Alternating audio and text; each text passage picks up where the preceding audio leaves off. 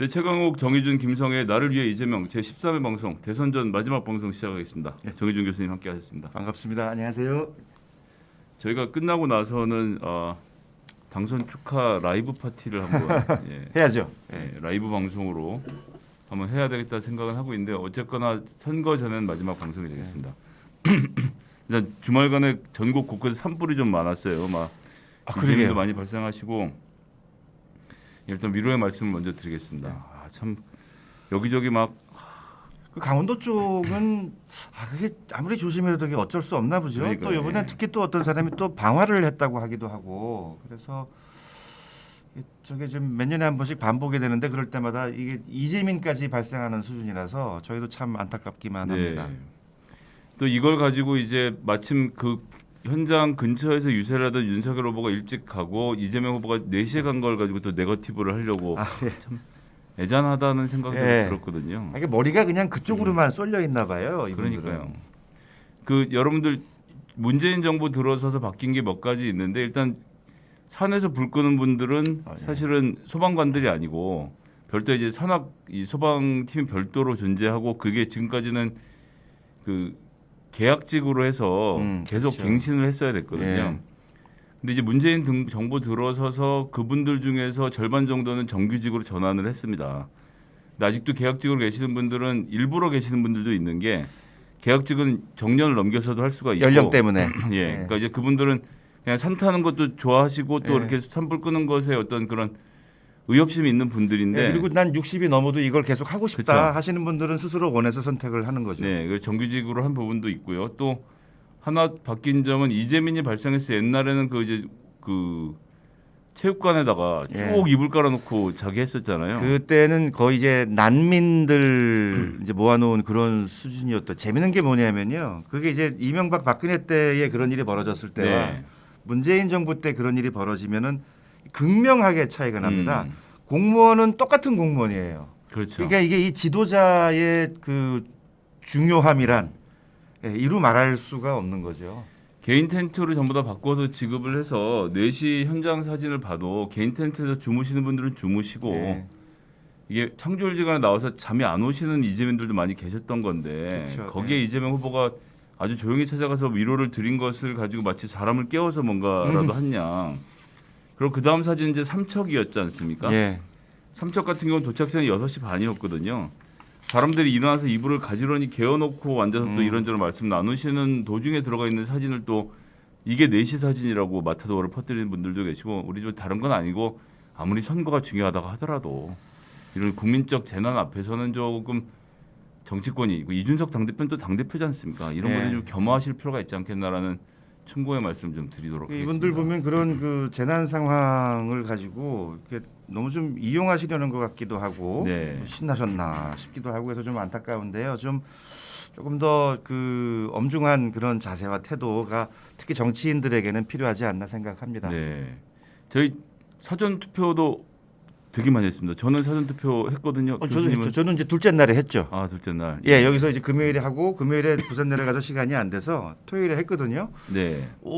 진짜로 한 100m 넘게 줄을 섰어요. 근데 다 합해서 한 1시간 정도 뭐 채 안 걸리는 것 같더라고요. 네네. 그래서 굉장히 많이 하신다라는 생각을 했고요. 또 그때 들었던 생각이 젊은 분들이 훨씬 많았어요. 나이 드신 분들도 계셨지만 이제 갓 대학을 들어왔을 법한 그런 분들 20대 친구들끼리 나오신 분들이 굉장히 많아서 저 젊었을 때의 이 어떤 투표 날의 풍경과는 좀 다르구나 하는 생각도 좀 들었습니다. 어쨌거나 역대급 사전 투표율이었습니다. 36.93%, 전남이 최대로 51.4%였고요. 광주가 48.36%, 호남 지역의 결집이 굉장히 두드러지는 투표였던 것 같습니다. 그래서 예. 대변인님께서는 그 높은 투표율 경우는 그래도 민주당 쪽에 조금 유리하다 그렇게 보세요? 아니, 저는 아무 의미 없다고 생각. 아 그래요? 왜냐하면 사전 투표 안 한 사람들은 본 투표를 하기 때문에. 그렇죠. 예. 그리고 지금 당장 전남이랑 광주가 이렇게 많이 했다는 얘기는 안철수 대표의 배신에 격분한 민심의 흐름이라고는 보는데 문제는 광주 전남 지역은 다 합쳐도 대구 경북 지역에 또 숫자로 안 되거든요. 그죠. 그러니까 이 자체가 대구 경북 지역 민심을 자극할 가능성도 있기 때문에 이 자체가 굉장한 플러스가 된다라고는 할 수 없는데 어쨌거나 사전 투표 자체는 민주당에게 유리하게 나오긴 할 텐데 그렇죠. 그거 자체가 이제 전체 판을 흔들 수 있느냐는 조금 더 별개의 문제라는 점. 그런데 호남에서 이준석 대표가 공언했던 30%는 절대 안 되겠다. 요런 정도는 제가 짐작해 볼 수 있을 것 같습니다. 제가 좀 강조하고 싶은 거는 사실 이제 국힘 지지자 윤석열 후보 지지자들 중에는 왜 이제 사전 투표에 대한 불신이 좀 있었잖아요. 아, 예, 그랬죠. 이분들은 3월 9일 날 갑니다. 그래서 아직 선거는 끝나지 않았다. 예, 밥가리를 그럼요. 열심히 해야 된다는 거 제가 다시 사실 한번 여러분께 말씀드리고 싶습니다. 지금 제일 중요한 표는 나 투표 안 할래 이 표거든요. 그죠. 예. 그 표를 어떻게 관리하느냐의 문제라고 생각을 하고요. 자, 3월 9일 오전 6시부터 오후 6시까지 12시간 동안 여러분들 투표하실 수 있습니다. 그리고 확진자의 경우는 6시부터 7시 반까지 투표하실 수 있도록 준비가 되어 있으니까요. 꼭들 투표에 참여해 주셨으면 좋겠고요. 오늘 또 이제 대선 현안 오늘 뭐 큰 게 터졌습니다. 어제죠. 그러게 말이에요. 예. 예. 밤새 굉장히 바빴고요. 어수선했습니다. 네, 그렇습니다. 이 윤석열 부산저축은행 관련돼서 김만배 씨가 직접 이야기한 녹취록이 나왔고 이야기 시작하기 전에 제가 어제 왜 윤석열 후보가 언론 노자가 강성이라는 무슨 천병이라는 이야기를 했던 것이 바로 이 보도 뉴스타파의 보도의 제보자가 언론노조 위원장 출신이잖아요. 그렇죠. 그래서 저는 어저께 이제 뉴스를 보다가 윤석열 후보가 언론 노조를 문제 삼으면서 그거에 대한 공격을 막 하기에 이게 뜬금없이 또 이게 뭔가 이게 어떤 맥락이 없이 갑자기 좀 튀어나왔던 느낌이었거든요. 네. 밤의 기사를 보면서 이거였구나 하는 거를 단번에 알 수 있었습니다.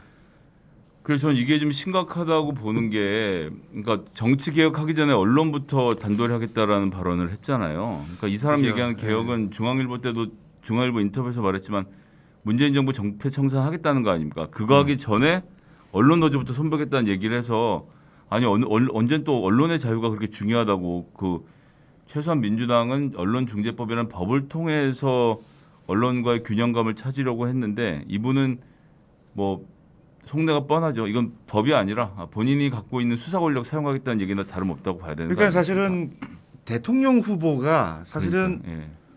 뭔가 통합하는 느낌으로 가야 되는 게 사실은 당연한 건데 이분은 지금 뭐 수사하겠다, 뭐 처단하겠다 식으로 가는 것 같아요. 그래서 이분이 그러니까요. 정말 대통령이 되시면은 권력을 잡으면 정말로 칼춤을 출 것 같습니다. 좀 걱정이 많이 되고요. 그래서 윤석열 부산저축은행 관련된 보도 뭐 이건 뉴스타파 12분짜리니까 12분 방송을 보시는 게 제일 좋겠다는 생각이 드는데 요지는 그런 거 아닙니까? 결국 김만배 씨가 직접 자기 육성으로 박영수 윤석열을 통해서 부산저축은행 사건을 좀 해결하는 과정에 대해서 보여줬다라고 예.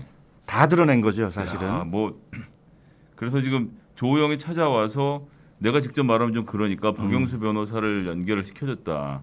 여기서 또 중요한 대목은 윤석열 변호사 이렇게 해서 이제 맥락을 짚었다. 혈맥을 딱 짚어서 이렇게가 잘 되겠구나를 연결시켜주면서 1,100억 원 대출 사건이 유야무야 기소가 되지 않았고 지금 여러분들 부산저축은행 부실대출 총액이 6,100억 정도 규모거든요. 예. 그러니까 이 중에서 1,100억이면 예. 6분의 1 규모입니다. 엄청난 규모죠. 그러니까 이 부산저축은행이 사실 이게 2011년인가 네, 그렇습니다. 터졌잖아요. 예. 그게 초량의 그 회사가 있어요, 저축은행이. 네. 제 출퇴근길입니다. 그래서 그 당시에 제가 그 앞을 이렇게 가면은 지나다녔는데 그럼 거기에 무수한 분들이 나와가지고 밤샘 농성하시고 그 앞에서 막 시위하시고 막 이러셨어요. 피해자가 38,000명이거든요. 예, 그리고 뭐 대부분 서민들이었죠. 그렇죠. 그 네. 이자 조금 더 준다고 하니까 이제 거기에 돈을 넣으셨던 분들이 이제 5천만 원 그 이상으로는 다 돈 떼이시고 이제 이랬던 건데, 그러니까 이 어제 뉴스를 저도 이렇게 딱 보고서 이제 딱 그림이 완전히 그려지는 거예요. 그래서 김만배의 그 화천대유가 왜 박영수 특검의 딸을 취직을 시켜주고 또 아파트를 그렇게 헐값에 줬는지, 그다음에 김만배의 누나가 왜 그 윤석열 아버지의 연희동 집을 또 사줬는지 그 이유가 이거 하나로 딱 맞아 떨어지게 되는 거죠. 그렇죠. 이 지금 그렇게 된 것도 웃기는 일인데 그 부실 대출을 결국 갚지도 않았어요. 남욱 씨가 갚지 그죠? 않고 네. 그러니까 대장동에서 수익은 냈는데 부산저축은행에 1,100억 원을 갚지는 않았거든요. 지금 그래서 이자까지 쳐갖고 2,300억의 미지급액이 있다는데 이건 법적으로 받을 방법이 없는 상태처럼 돼 아, 있는 그래요? 거죠. 왜냐하면 그 당시에는 대장동 AMC라는 곳 이강길 씨가 만들고 근데 남욱 씨가 물려받았는데 여기에 시한하게도 이 법인에 개인이 연대 보증을 안 해 있는 상태였어요. 아. 그러니까 대장동 AMC는 1,100억 원을 빌린 데는 망하고 그다음에 부산저축은행이 망했잖아요. 예. 파산했잖아요. 그러니까 부채 관계가 정리가 돼 그냥 버리고 끝나버린 거네요. 예, 그리고 이제 그 1,100억 원을 가지고 32%의 대장동 땅에 계약금 10%를 걸은 건데 여기도 일부 조정이 돼서 뭐 조금 가져가긴 했지만 결국은 남욱 씨는 자기 돈을 들이지 않고 저축은행 돈으로 갚지도 않고 이 땅에 대한 소유권을 가지면서 대장동이 시작이 됐고 박영수 씨가 이 조영 씨 건을 변호하고 김만배 씨가 소개시켜주면서 전부 다 이 사람들이 대장동에 모이게 돼서 대장동이 시작이었던 거죠. 그리고 박영수 씨가 도대체 무슨 재주를 부렸는지 모르겠지만 윤석열 그 밑에 있는 박모 검사가 커피 타주고 유야무야 되면서 이 건이 덮이면서 1,100억 원이 부실 대출이었다는 게 입증이 안 됐고 물론 나중에 처벌을 받았습니다만 이런 과정을 거치면서 결국은 이 피해를 부산저축은행은 돌려받지 못하게 돼서 야 그러니까 이렇게 생각해 보면 지금 누가 지금 경제적 이익을 줬는가 이 윤석열의 중수부가 수사를 하지 않는 방식으로 기소를 하지 않는 방식으로 대장동 일당에게 남겨준 수익 이것이 대장동 사업의 시작이었다는 점을 우리가 좀 중요하게 봐야 될 것 같습니다. 그래서 그 당시에 검찰에서 중수부가 이거를 조사를 했잖아요. 네. 조사를 했는데 회장도 잡아놓고 구속시켰고 부회장도 구속시켰고 그렇죠. 행장도 구속시켰는데 이 김만배 남욱 일당들은 그냥 다 봐준 거죠. 조우영이랑 포함을 해서. 조우영 씨가 그리고 이 회장의 인척 관계거든요. 예. 약간 사이가 있지만 하여튼 뭐 누나의 정치가 이렇게 인척 관계인데 이 사람 뻔히 있는 것을 보고도 그냥 풀어줬던 것이 만들어낸 비극이었다는 점 우리가 꼭 하나 짚어야 되겠고요. 또 반대편으로는 이재명 시장과 관련된 많은 오해도 이번에 풀린 예. 것 아니겠습니까? 김만배 씨 육성을 통해서 그죠. 어떻게 보셨습니까? 그러니까 김만배 일당은 네. 저거를 이제 그 천화동인 같은 거를 18개를 만들어 가지고 법조인들한테 나눠 주려고 팔려고 그렇죠. 했다고 그러잖아요. 그런데 이제 성남시장이 이재명 후보가 네. 워낙 깐깐하게 챙기고 환수하려고 하고 하다 보니까 이거 해내라 저거 해내라 요구하는 게 많아지니까 이게 재미가 없는 사업이 돼버린 거예요. 그러니까 법조인들이 처음에는 관심을 가지고 들어왔다가 다 이거 안 할래. 다 나가고. 그래서 이제 사실 김만배가 이거를 다 가져가게 된 거거든요. 그러니까 여기에서 윤석열이 어떤 역할을 했는가, 그리고 이재명 후보가 어떤 역할을 했는가, 여러분들이 쉽게 판단하실 수 있는 거죠. 아 그렇게 됐고 김만배 씨가 결국 이 과정에서 본인 입장에서 엄청 뜯겼다고 생각을 했습니다. 터널도 뚫어라, 배수지도 해라, 저류제 뭐 해라 이렇게 하니까 이제 짜증이 나서 김만배 씨가 우리 이재명 후보에게 당시 시장에게 했던 말들 같은 끼 뭐뭐 놈 네. 공산당 같은 끼 이런 말들을 하면서 욕을 했다라는 것. 그러니까 이 김만배는 박영수를 통해서 부산저축은행 사건을 윤석열 이렇게 해서 해결을 했고 이 이재명에 대해서는 공산당 같은 녀석이라는 과격한 표현까지 써가면서 자기의 수익을 강탈해 갔다라고 생각하고 있는 것이 수사 전에 김만배 씨의 이 육성 녹취를 통해서 이번에 드러났다는 점이 야 이거 좀 일찍 나왔으면 그러게요. 이재명 후보가 억울함을 많이 푸셨을 텐데 좀 되게 안타깝습니다. 그리고 제가 한 가지 좀 짚고 싶은 게요. 사실은 이제 검찰 개혁을 하려고 했는데 네. 이게 역시 쉽지가 않았어요. 윤석열이 총장이 되고 나서 역모를 꾸몄고 이제 반란을 일으킨 거죠. 그게 지금 대통령 후보가 돼 있는 거 아니에요. 그런데 이 검찰 개혁을 해야 되는 그 당위성을 여기서 한 번 더 확인시켜 줬다고 저는 생각을 합니다. 보통 이제 법조인 그러면 판사랑 검사가 있잖아요. 네. 근데 이런 뭐 재벌, 대기업, 돈 많은 사람들은 누구랑 친하고 싶어 할까요?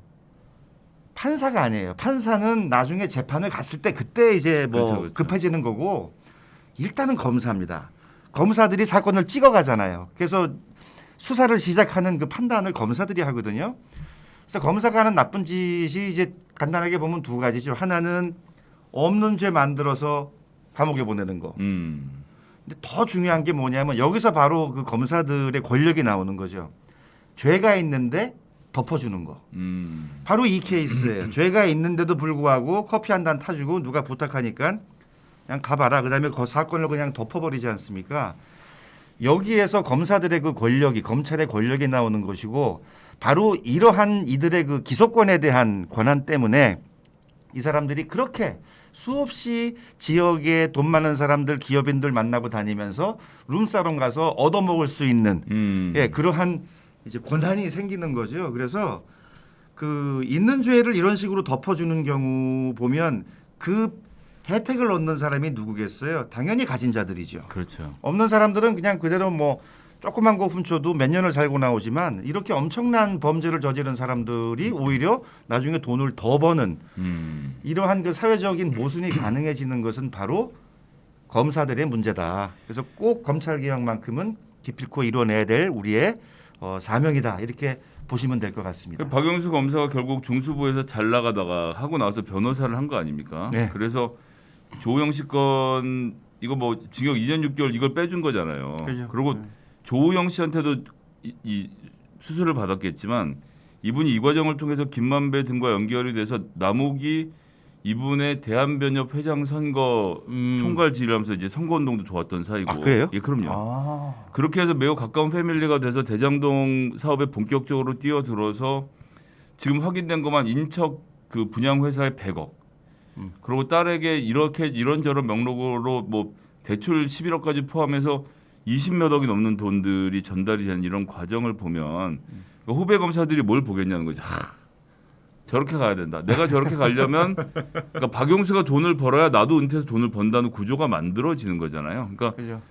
자기 선배가 부탁하면 그 부탁을 들어줘서 그 사람이 돈을 많이 버는 이 문화가 그대로 유지가 돼야 자기가 그 다음에 은퇴했을 때 본인이 또 후배들한테 가서 이렇게 하고 그런 과정에서 이제 이 끼고 가서 룸사롱에 술 먹고 그게 이제 전적으로 보였던 게 우리 김봉현 씨 라임 사건 때 보면 변호사가 그때도 그 변호사도 역시 이 서울 중앙지검장 중앙지검에서 일했던 출신 변호사를 갔더니 자 라임 사건 이 3명 중에 한 명이 맡을 거라고 3명을 찍어서 룸사롱을 같이 가서 시중에 한 병에 60만 원에 파는 와인을 다 늘어놓고 그걸 마셔가면서 노는 거 아닙니까 자기들끼리 그렇게 놀아놓고 실제로 그 3명 중에 한 명의 라임 사건을 맡게 된 엽기까지 결국 만들어졌고 그러니까 이 술 얻어먹는 놈들은 업자를 끼고 뭐 먹는 자리인데도 선배가 그냥 부르면 그냥 가는 거예요. 이렇게 그 선배를 올려주고 사건을 외면하고 그것을 통해서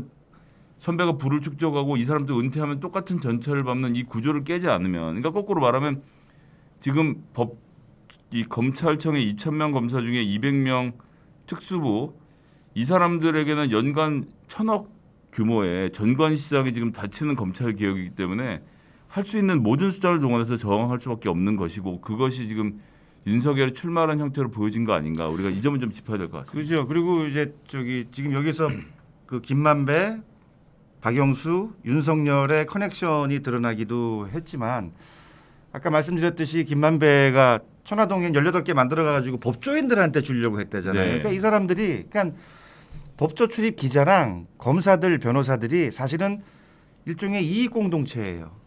일종의 카르텔을 만들어서 자기들끼리 굉장히 폐쇄적이면서도 이익을 추구하는 그러한 행위들을 한다는 건데 재밌는 거는 그때 그 부산저축은행 때의 그 중수부장 뭐 김모식이 검사장인데 이분도 지금 저기 윤석열 캠프에 가 있다는 거 아니에요.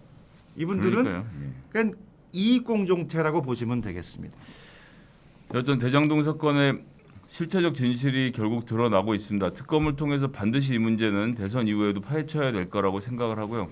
옳은 결론이 내려지길 좀 기대해 보겠습니다. 예, 그래서 안철수 그 전 후보뿐만이 아니고 좀 손가락을 보호해드려야 될 그러한 좀 책무가 있지 않나 싶습니다. 잘못된 선택을 해버리면은요 저 고생해서 치른 이 대선이 완전히 그 황당하게 그냥 날아가 버릴 수도 있는 지금 그러한 상황이 아닌가 싶습니다. 네, 2022년 이제 대선이 이틀 앞으로 다가왔습니다. 이제 시대 정신에 대한 이야기, 왜 이번에 이재명인가에 대한 이야기도 우리가 지난 기간 동안 계속 지금 13회 방송을 걸쳐서 좀 드려왔는데 교수님 좀 어떤 말씀을 우리 청취자분들께 일단 해주시겠습니까? 저는 이제 반복해서 말씀드렸던 게 이제 이제 윤석열 후보 문제를 다루고 하시는 분들은 여기 또 이만큼 계시고요. 우리가 주변 분들 밥가리 할 때 네.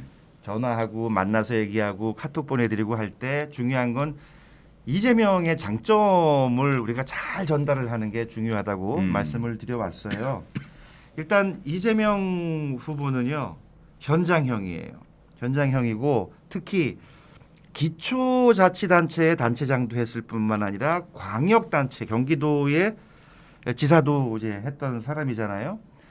굉장히 현장형이고 똑똑하기도 하지만 이해도 빠르고 그다음에 빨리 문제를 해결하는 그러한 의지를 가진 사람입니다. 근데 여기서 중요한 게 뭐냐 하면 저도 이제 어느 지자체에서 그쪽에 좀 있어 봤으니까 네. 공무원들을 다룰 줄을 알아요. 이재명 후보는 여태까지 그렇게 해왔고 어떻게 하면 공무원들을 움직이게 할 수 있는지 그 방법을 알고 있는 사람입니다. 그 예를 들어서 부산시만 해도요. 부산시장이 되면은 그 거대한 관료 조직이거든요. 부산 본청 안에만 3,4천 명의 그 공무원들이 있어요. 외청이나 사업장도로 나가면 10,000명 가까운 공무원 조직이 있는데 그게 쉽게 움직이지 않습니다. 시장 혼자 들어간다고 해서 그래서 사람들이 말 잘 듣고 그렇진 않아요. 그런데 이재명 후보는 성남시장 하면서 경기도지사를 하면서 그 공무원들을 어떻게 다루고 또 어떻게 하면 이 사람들이 움직일 것인지를 잘 알고 있는 사람이기 때문에 그건 굉장한 강점이 되겠죠. 그래서 개혁을 한다고 해도 그게 쉽지 않은데 이재명 후보 경우에는 그래도 우리가 대통령의 권한을 이제 후보에게 드린다면은 그것을 빨리 실천에 옮길 수 있는 그런 후보가 아닌가 생각합니다.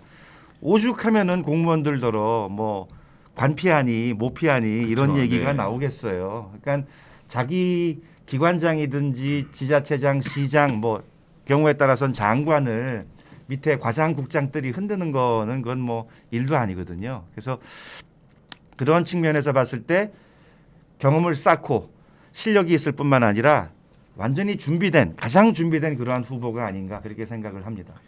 어쨌든 지금 뭐 이제 중도층 마지막 투표 안 하신 분들 설득하셔야 되는 기간이라고 생각을 하는데 윤석열 정부가 들어서면 180여 석의 민주당에 맞서는 걸 뭘 할 수가 있는 게 하나도 없기 때문에 이 코로나 팬데믹으로 굉장히 어렵고 이 회복해야 되는 시기에 손발을 맞추게 되게 어려울 수밖에 없다라는 점 지금 말씀하신 경험 있고 실용적인 후보가 국정을 잘 이끌어서 코로나 위기 상황을 끝까지 마무리를 잘 짓고 돌파를 해야 된다라는 점에서는 이재명 후보가 저격일 것입니다. 아마 윤석열 후보는 본인이 공언하고 있는 대로 수사와 사정을 통한 국정 뭐 이제 이 반전을 꿈꿀 텐데 뭐 그렇게 해서 몇 명을 처벌할 수는 있겠지만 그것으로 무슨 미래가 있겠습니까? 게다가 이재명 후보가 그렇게 끝도 없이 통합 정부를 이야기하고 정치 개혁을 이야기할 때 국민의힘은 단 한마디도 하지 않았거든요.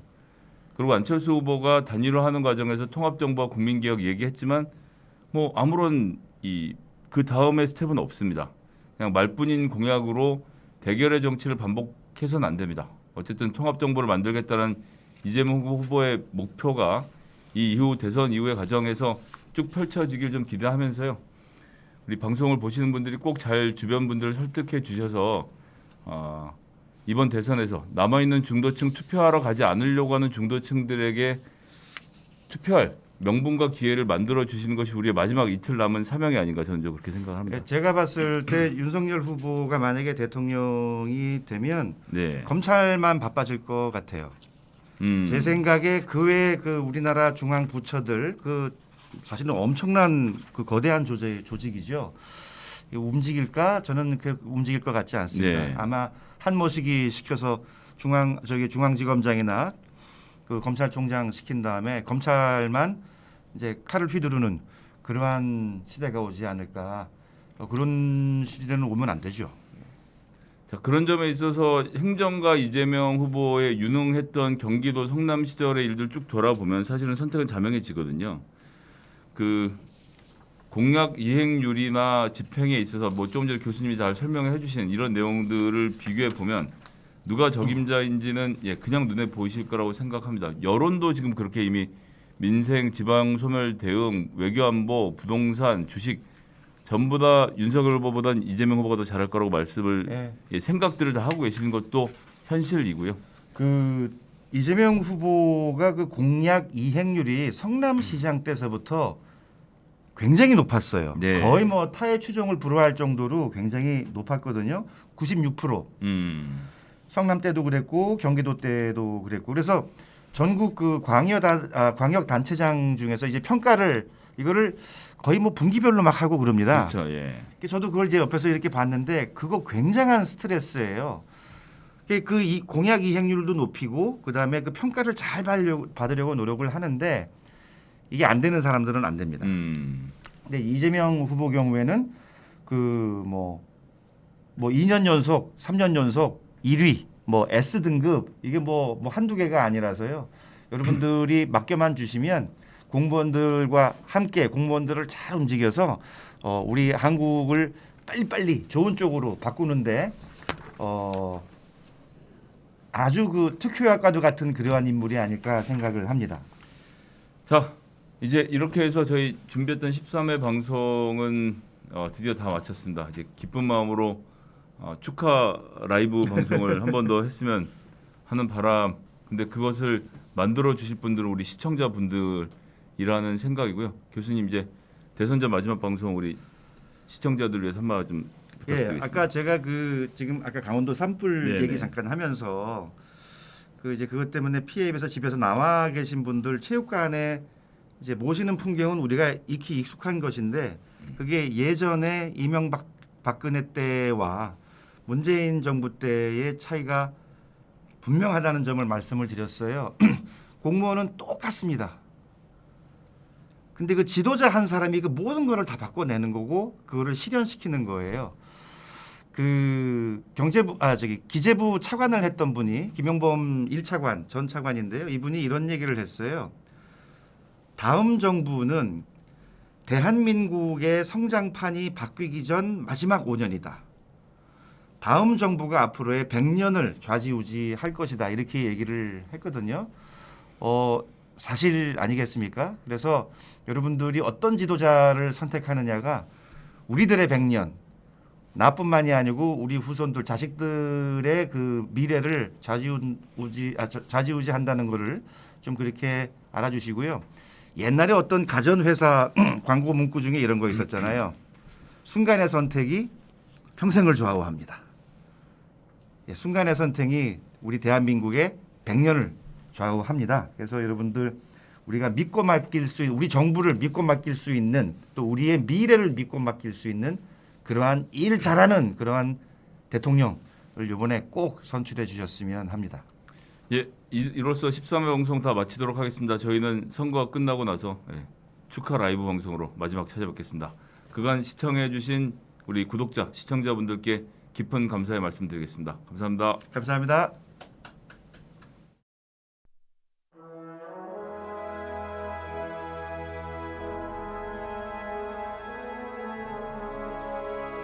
정치는 정치인들이 하는 것 같지만 사실은 국민이 하는 것입니다. 역사와 국민을 믿습니다. 민생, 경제, 평화, 통합의 길을 꿋꿋하게 걸어가겠습니다.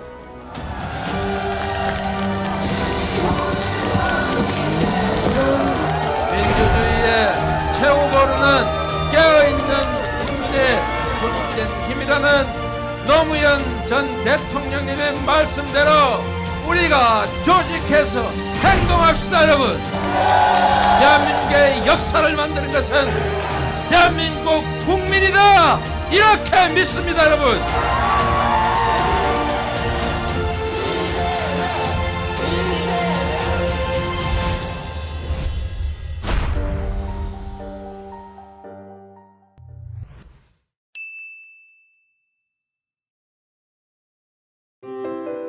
서민 출신 대 검찰 출신.